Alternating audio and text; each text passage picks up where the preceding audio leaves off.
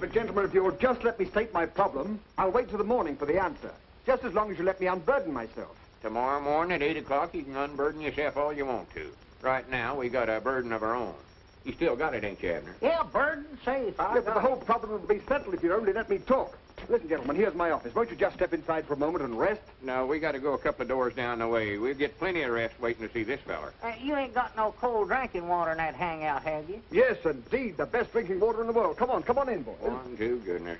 He can get hungry and thirsty at This that is the finest water in Washington. time. None of that local stuff comes right down from the mountain in great big jugs.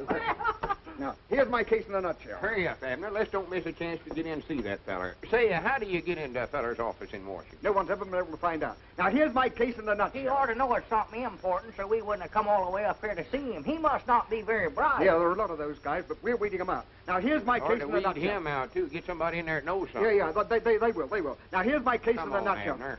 No, but don't go yet. I haven't said to my nutshell yet. See you in the morning. Yeah, don't go. Let me take a second. Hello? Goodbye. An elastic jeep? No. That sure was a determined feller. Granny's, Abner. That must be Mr. Marshall. Come on. Wait a minute, you're you the very can't go fellow. You there. changed your mind, eh? I knew you would. Now, listen, this is my case in a happened nutshell. this way, Now, Mr. I Marshall. believe Abner that was the back common in the man feed is given the room trying to proper make jobs, some his kind of natural synthetic ingenuity. elixir. Just a minute. Just talk one at a time. Thank you. Now, as I said, if you leave it up to the common man, he may come through with something dynamite, and sure enough, it explodes. Now, please, quiet. As I was saying, what we need is something that will really help the war effort. Something's good that doesn't use priority, something like synthetic rubber or... Well, that's what we've been trying to tell you. That's what we've got. That's what I was saying, you see. Something that's... What did you say? We've got it right here in this bag, invented by me, a common man.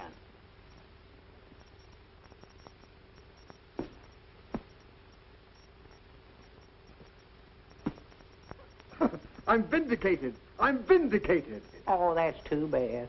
I knew the common man would come through. I knew he wouldn't let me down. Well, he's common, all right. Yeah. I cast my bread upon the waters and it comes back rubber. Rubber! Gentlemen, if this is genuine synthetic rubber, they'll put busts of you in the Smithsonian Institute. Oh, no, you don't. You ain't gonna put me in no institution. Come on, Wait a minute, Abner. I want to be a bust.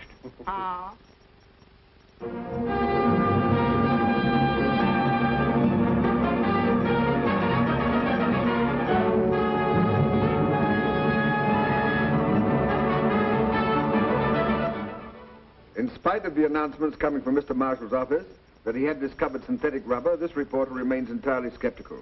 The so-called inventors from Pine Ridge are fine, well-meaning gentlemen, but they are not scientists. Therefore, it is hardly creditable that they have produced a truly synthetic rubber. It is this reporter's belief that Mr. Marshall's rubber party will bounce on him. That is the sort of idiotic, senseless remarks that I've been getting lately from some of the more intellectual members of the press. But today, it's my turn to give out with a few. Gentlemen, you shall now see with your own eyes the making of a truly synthetic rubber. A synthetic rubber invented by one of us, by one of the common men. Have you got everything you need, Abner? I think so, and it's still ain't hot, Mom. It ain't boiling yet. Maybe that electric plug ain't no count. Well, it might not be. It never seemed to fit very good. See if you can find another plug there somewhere. Yeah, let's see. There ought to be one around here somewhere. Yeah, here it is, right here, right here. Yeah. Don't leave. Take your pan off of there, long man. Of a crazy man, but a well-thought-out plan to bring into service every available... Yeah, now we'll fix it. That's got it. Nor does this synthetic rubber require the use of any of the essential materials needed by our armed forces. No, it is made from the simple products of the field and farm, the products used every day by the average man. And when I think of the effort put forth by the common man of America in aiding the war effort, gentlemen, it warms my heart. And when I think of how my efforts have been ridiculed by the gentlemen of the press, when I think of the humiliation and shame that's been heaped upon my head, gentlemen, my blood boils.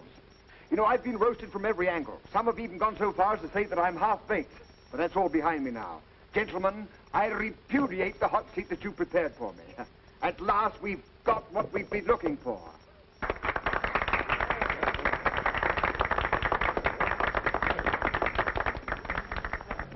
Miss Lester, will we have some air, please, here? And so, to sum it up briefly, synthetic rubber was not invented by a celebrated scientist, a chemist, or even a skilled technician, but by a plain, simple, honest, average man.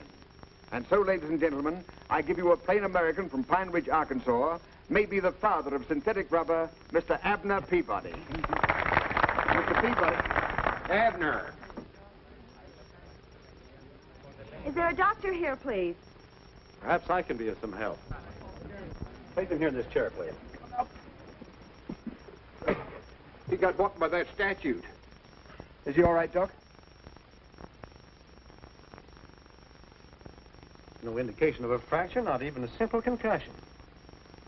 Can you hear me, sir? Yeah, sure, I can hear you. Then you can hear me. Well, I ain't deep. How do you feel? Oh, fine. How you? Well, then we can go ahead with it. Well, splendid. Now, come on, anytime you're ready. Huh? Well, come on, you can't do nothing sitting there. Go on, get started. Well, come on, the rubber demonstration. We're waiting to see the synthetic rubber mixed. Synthetic rubber? Yes. Yeah, I'd love to see that, too. Yes, sir. Hey, what's wrong with him? Well, he just ain't himself. I don't know who he is, but he ain't himself. What goes on, old-timer? Huh? Oh, well, howdy, Mr. Press. Miss Press. Doggies, you brung the whole family.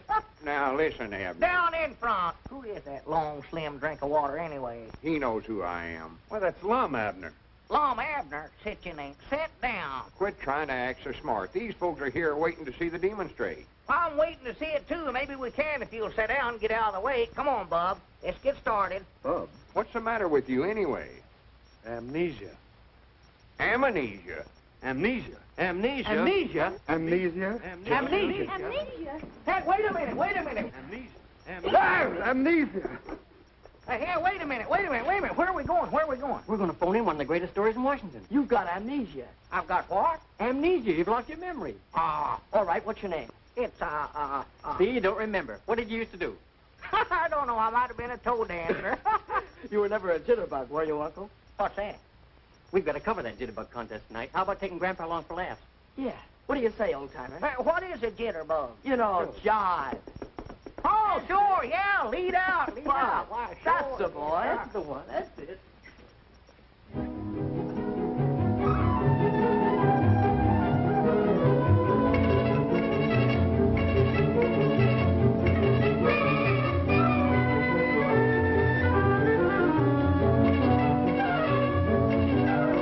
And now the whole country, the whole world will laugh at me.